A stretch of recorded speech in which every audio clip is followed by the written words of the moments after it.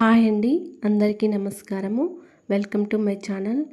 ఈరోజు నేను వీడియోలో వేడి మంచి మసాలా చాయ్ని ఎలా తయారు చేయాలో చూపించబోతున్నాను.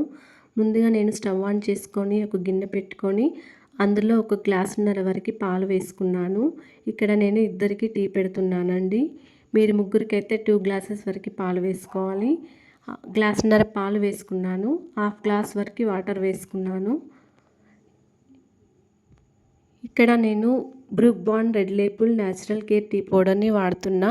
నాకైతే ఇది చాలా బాగా నచ్చింది. ఎందుకంటే దీనిలో అన్ని న్యాచురల్ ఇంగ్రీడియంట్సే ఉంటాయి. అశ్వగంధ, మెలోతి, తులసి, యాలకులు, జింజర్ ఉంటాయి. సో ఇది నాకైతే చాలా బాగా నచ్చిందండి. మీరు కూడా ఇది ఒకసారి వేసుకొని టీ చేసుకొని ట్రై చేయండి, చాలా బాగుంటుంది. చూడండి, ఇది ఇలా ఉంటుంది. అన్ని న్యాచురల్ ఇంగ్రీడియంట్సే ఉంటాయి ఇందులో. టేస్ట్, స్మెల్ అయితే బాగుంటుందండి. నేను ఇది ఒక స్పూన్ వేస్తున్నా పాలల్లో, ఇద్దరికి కాబట్టి ఒక స్పూన్ సరిపోతుంది. ఒక స్పూన్ వరకు చక్కెర వేస్తున్నాను. దీనిలో ఒక్కొక్క ఇంగ్రీడియంట్ ఒక్కొక్క మనకి హెల్త్కి ఉపయోగపడే విధంగా ఉంటుందండి. అయినా దీనిలో కొంచెం అల్లం ముక్క కూడా వేస్తున్నాను. నేను ఇలా చిన్నగా అల్లం ముక్క దంచుకొని అందులో వేస్తున్నా. టేస్ట్, స్మెల్ అయితే చాలా బాగుంటుందండి. మీరు కూడా ఒకసారి ట్రై చేయండి. చూడండి, చిన్న అల్లం ముక్కని ఇలా దంచుకొని ఇప్పుడు మనం ఈ టీలో వేస్తున్నాము.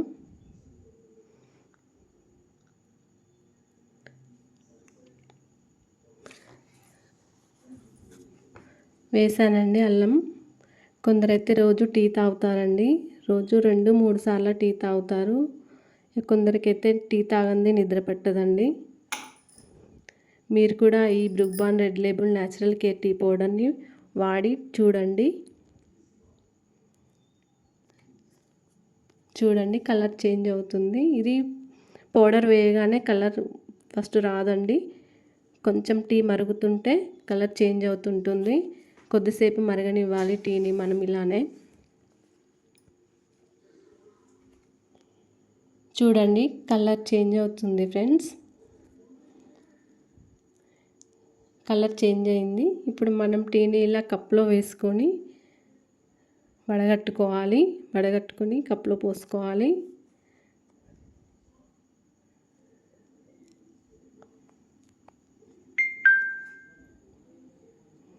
ఇలా పోసుకున్న తర్వాత మనం బిస్కెట్లు చాయ్లో ముంచుకొని తింటే చాలా బాగుంటుంది.